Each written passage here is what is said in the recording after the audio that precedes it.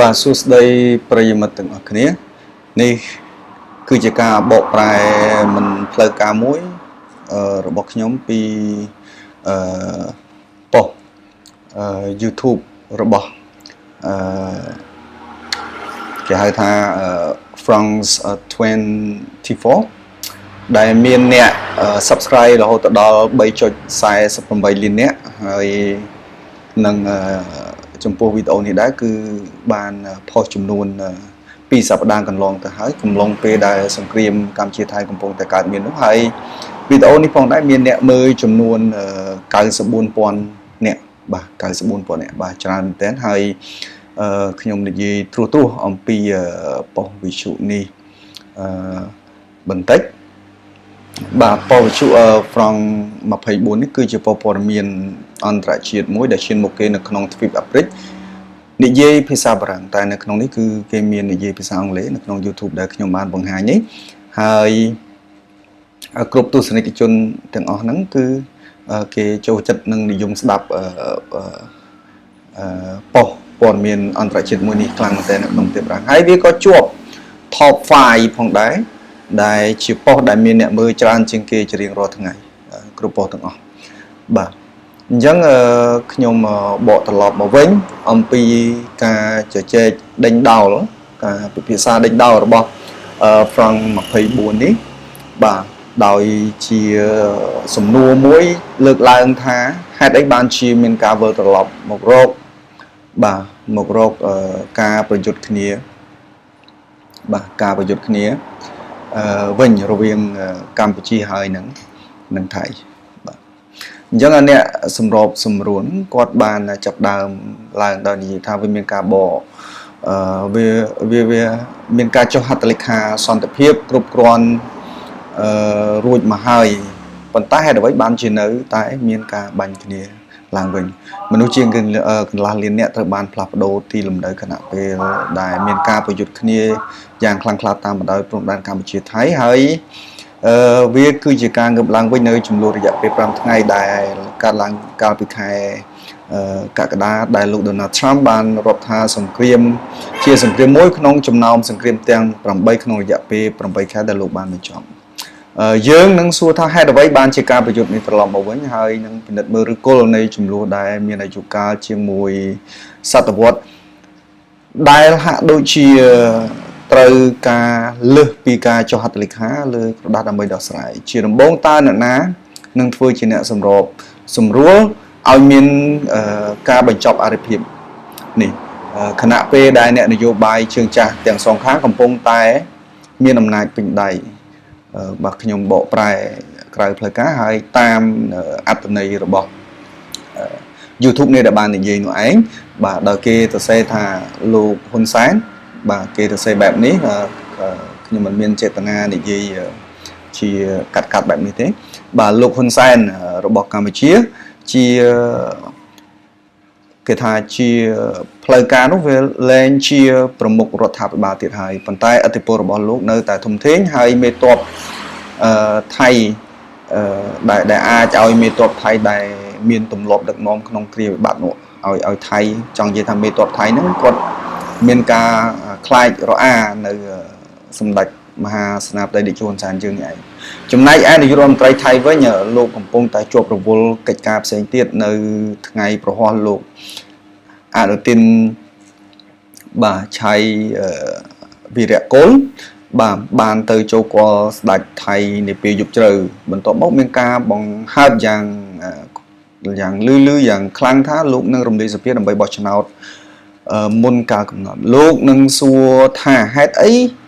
នឹងតើមានរឿងនេះវានឹងទៅជាយ៉ាងណាថ្ងៃនេះនៅក្នុងកិច្ចពិភាក្សាដេញដោលរបស់ France 24បាទនេះគឺជាការដេញដោលរបស់ France 24តាក់ទងទៅនឹងសង្គ្រាមកម្ពុជាថៃឬក៏ចំនួនកម្ពុជាថៃនៅព្រំដែននេះឯងបាទនៅព្រំដែនបាទអញ្ចឹងខ្ញុំនឹងណែនាំវាគ្មិនដែលចូលរួមនៅក្នុងកម្មវិធីនេះអ្នកដែលចូលរួមនៅក្នុងកម្មវិធីនេះគឺមកពីបាងកកលោកស៊ុណៃផាក់សុកបាទផាសុកគឺជាទីប្រឹក្សាអាស៊ី នៃអង្គការឃ្លាំមើលសិទ្ធិមនុស្ស Human Rights Watch លោក David Cameron សាស្ត្រាចារ្យរងនៅវិទ្យាស្ថានវិទ្យាសាស្ត្រនយោបាយបារាំងលោកស្រី Astrid Noren-Nelson បាទសាស្ត្រាចារ្យជាន់ខ្ពស់នៅសាកលវិទ្យាល័យ Lund ប្រទេសស៊ុយអែតនិងពី Washington លោក Jeffet Quizon មកពីមជ្ឈមណ្ឌលសិក្សាយុទ្ធសាស្ត្រនិងកិច្ចការអន្តរជាតិ CSIS បាទតើតើទៅនឹងរបាយការណ៍សមរភូមិដោយលោក Sas Munjan លោក Sas Munjan បាននិយាយថាការស្វែងរកជំរកនៅទីវាលនៅក្នុងប្រទេសកម្ពុជាដូចគ្នានឹងប្រទេសថៃដែរប្រជាជនស៊ីវិលហ្នឹងកំពុងតែរត់ភៀសខ្លួនដោយថ្មើរជើងតាមត្រាក់ទ័រម៉ូតូនិងឡានដឹកទំនិញផ្សេងៗមនុស្សកន្លះលាននាក់ត្រូវបានផ្លាស់ប្ដូរទីលំនៅក្រុមគ្រួសារខ្មែរទាំងនេះកំពុងតែដេកក្រោមតង់ផ្លាស្ទិកបារម្ភពីផ្ទះសម្បែងនិងសត្វពាហនៈក៏ដូចជាការប្រមូលផលរបស់ពួកគេផងដែរ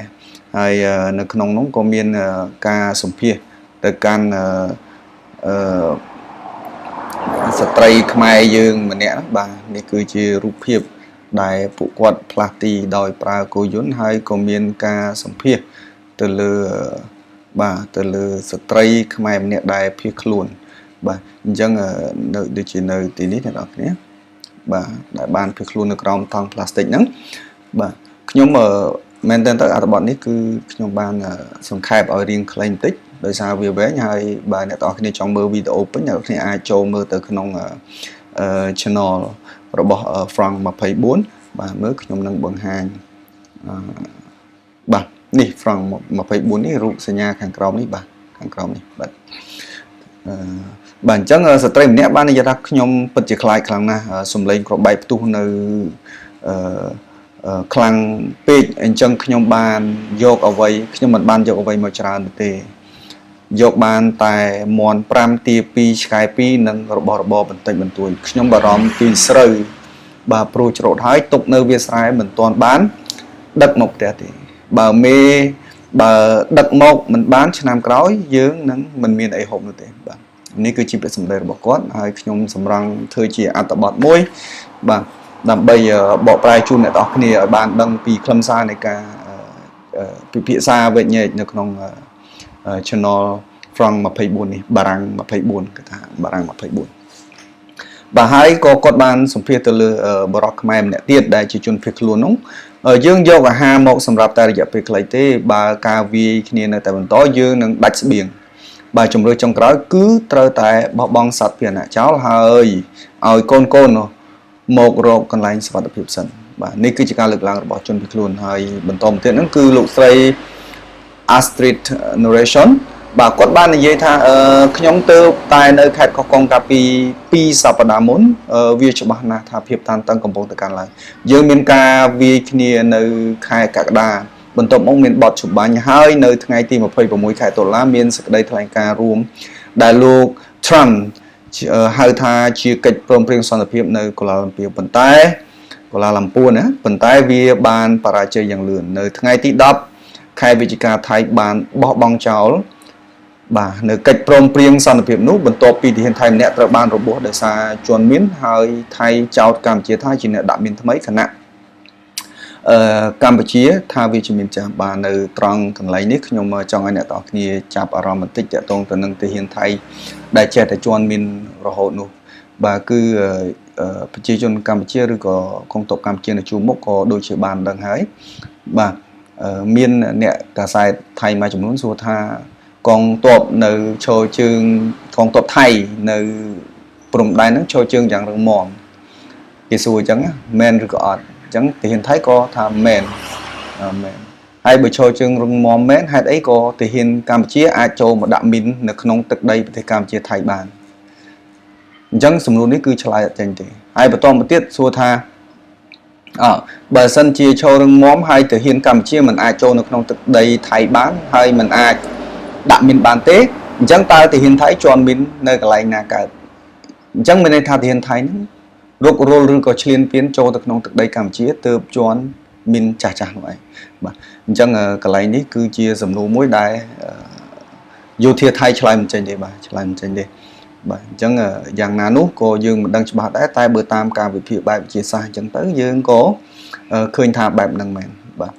dân nè sầm rộp sầm rúa có ban xua sầm nung giờ hết ấy ban chỉ nè mẹ ram thảo vía nâng mình ai từ rồi tăng pp cho hạt lệ một mà hạt lệ cách prom prieng son tập hiệp nơi từ trong Kuala Lumpur nữa ấy đại lục Sri Astrid Noren Nelson ban to một bên thà tam tu sanh robot rồi rồi tháp ba cam chia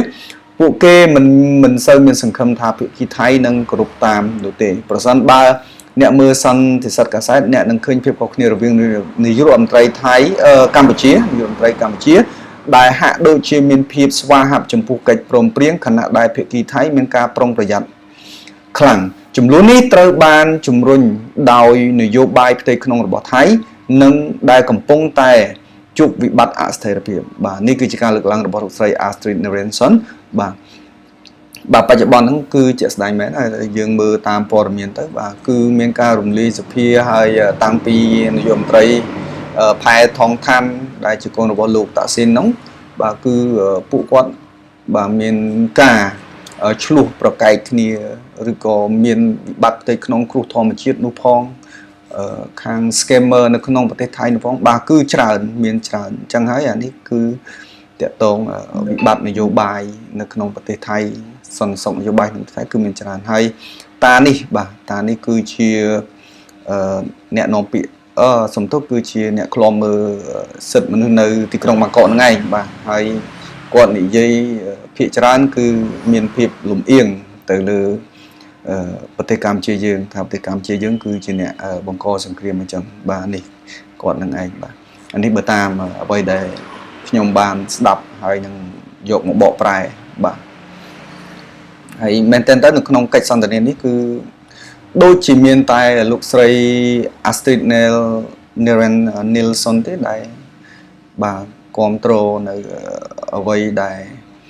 ชิคาปิดบากลายเป็นนั้นมันตั้งใจอย่างไม่ได้แต่โดยเฉพาะใบเนี่ยบาตั้งวิกมันโลกมันเนี่ยสอน้องชั่วโมงยมผลิตเตอร์บางติดเจ็ดยังดังทาวีอย่างนั้นเนไปจงจับไปขึ้นสมบัติต่อติดบาจังกลายปีลูกชายอัสติดเนรันเนลสันบานยี่แบบนี้หายลูกส่วนในผักสุกบานที่ดังปงในยี่นั้นบาเคยในขนมรูปพิมพ์นั้นกฎบันยี่ถ้าการยังปีมูลให้นโยบายคือมันกรุบกรอนเตยังเติมมือถ้ากิจปมเปลี่ยนสันติภาพครูนไอเมียนจุดหน่อยขวาขาดในรัชนาสมปอนผู้วิเคราะห์ยนต์การตรวจเป็นนัดบอดฉุบไม้นึ่งการบอสมานมินในบางเกาะมาเตะซาเทียร์นะหนึ่งโยเทียเมียนสมเลงแต่มวยกิจปมเปลี่ยนนี้มันดาวการทีนี้สวัสดิภาพดาวไทยเตี๋ยไทยอ่านทาการทัวร์สกรรมภาพโยเทียนนี้คือเชื่อจุ่มเรือจงกร้อยดำใบกาเปียคล้วนตามฉบับองค์การสหประชาชาติบ้างจังไทย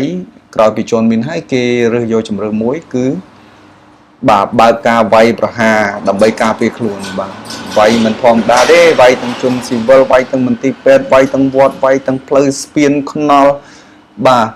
ยี่เตอร์ยังก็สลับประชาชนอ๋อจรานะประชาชนกำชียังสลับจราณบ้าสลับจราณนั่นเองบ้าในขนมบ้าให้ไอ้ได้ปะบ้าที่นู้คือเสือปกติบ้านtừเรียนโซดสูบูติบ้าพอเอารถชูชอบ้าแต่ตะเพียบนี่คือกูเอาคลับซ้ำนั่นเองบ้าบรรทอเตี้ยแต่เนี่ยสำรวจก็บ้านเลือกลางปีนโยบายไทยยังการบอชนาดบ้ากเล็กมือลูกมันเนี่ยนี่ได้ในที่กรุงวอชิงตันนั้นก็มีนบ้าเจ็บเหตุคอยชนนั้นคือกอดก็ดูชีมีนเพียบหลุมเอียงบัดติดมันตัวได้แต่เลยไทยนะบ้ายังบ้าขยมมันยี่ชราได้ยังบอกปลายยังมือตามการยี่บอกปกอดในเลยวิดีโอนั้นบ้าเนี่ยสำรวจลูกบานยี่แต่ตรงตึงนโยบายในการบอชนาในประเทศไทยลูกอันตินบานประกาศไทยนึงประยุทธ์ระหดดอลอัฐปฏิตรบานอัฐปฏิเพียบนั่นตรบานทีนี้บ้าตาการประกาศบอชนามุนการกำหนดนี่มีนเปียปอนหนึ่งเรื่องนี่ได้เลยจังลูกสุนัยผักสุกนักบานเลือกลางมาเป็นทำมีนการเปียปอนครั้งนั้นลูกอันตินกับปงแต่รองการริโกนเรื่องกรุบกรองเศรษฐกิจนังครูมหันรายทอมเฉียดกาประจิตนิยมโยเทคือเชื่อวิธีศาสตร์ดำใบดำประเชียประยุทธ์ลางเวงตามระยะการรุมลีสเปียรถทัพพิบาลนังคลาชีรถทัพพิบาลจำเตะบ่า caretaker ដែលយើងអាចនិយាយបានបែបហ្នឹងរដ្ឋាភិបាលចាំផ្ទះដែលអាចកំណត់អំណាចដោយគ្មានការត្រួតពិនិត្យពីសភាដោយយកលេសថាស្ថានភាពព្រំដែនមិនអនុញ្ញាតឲ្យរៀបចំការបោះឆ្នោតបានចំពោះលោក Jeffet Question បាទនេះម្នាក់ដែលសក់វែងមែនតានេះបាទលោកអនុទានគាត់លើកឡើងថាលោកអនុទានបាននិយាយថាលោកមិនបានចាប់អារម្មណ៍នឹងការជ្រៀតជ្រែកពីភាគីទី3ទេព្រោះលោកចាត់ទុកថាវាជាបញ្ហាទ្វេភាគីទោះបីជាលោក Trump ចង់ជួយសម្បត្តិសម្រួលក៏វានឹងពិបាកបើភាគីទាំងសងខាងកំពុងតែប្រើប្រាស់ជាតិនិយមដើម្បីផលប្រយោជន៍នយោបាយរៀងៗខ្លួនគ្រួសារហ៊ុនបាទនេះខ្ញុំធ្វើតាមអ្វីដែលគេបាននិយាយទេគឺខ្ញុំបកប្រែបែបហ្នឹងបាទគ្រួសារហ៊ុនលោកហ៊ុនម៉ាណែតនិងលោកហ៊ុនសែនកំពុងតែព្យាយាមពង្រឹងភាពស្របច្បាប់របស់ខ្លួនក្នុងនាមជាអ្នកការពារប្រជាជនពីការឈ្លានពានរបស់ថៃផងដែរបាទអញ្ចឹងនេះគឺលោក Jeffet Question បាននិយាយដូចនេះឯងបាទលោកវ៉ែនតាហ្នឹងដែលយើងឃើញនៅក្នុងវីដេអូហ្នឹងបាទបញ្ហាមជ្ឈមណ្ឌលឆោបបោកបាទគេថា scam center ដោយលោកតាសក់សមួយនោះបាទមើលខ្ញុំនឹងរកនេះលោកតាសក់សមួយនេះបាទលោកតាសក់សមើលទៅណាទៅលោកតាសក់សហ្នឹងបាទនេះបាទលោកតាសក់សហ្នឹងឈ្មោះថា David Cameron បាទដែលគាត់លើកឡើងថាអ្នកសង្កេតការណ៍មួយចំនួនយល់ថារដ្ឋាភិបាលកម្ពុជាព្យាយាមបង្វែរការយកចិត្តទុកដាក់ពីបញ្ហា